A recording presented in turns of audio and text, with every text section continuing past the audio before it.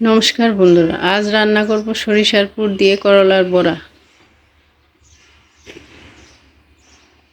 প্রথমে ব্যাটারটা তৈরি করে নিব। ময়দার মধ্যে দিয়ে দিলাম হলুদ, লবণ, কালো জিরা। ব্যাটারটা গুলে নিয়েছি। করলাগুলি সিদ্ধ করে নিব। করলার বিচিগুলো বের করে নিয়েছি।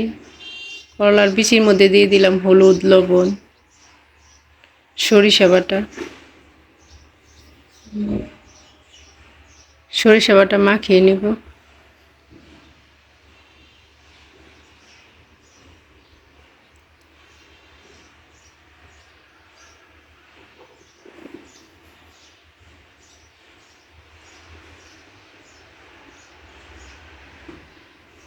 করলার মধ্যে পুর ভরে দিলাম।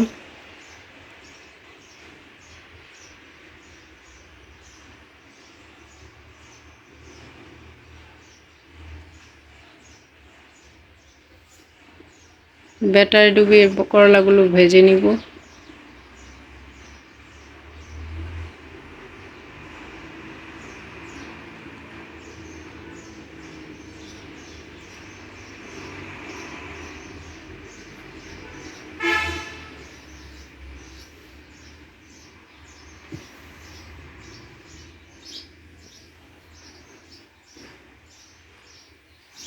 ভাজা হয়ে গেছে।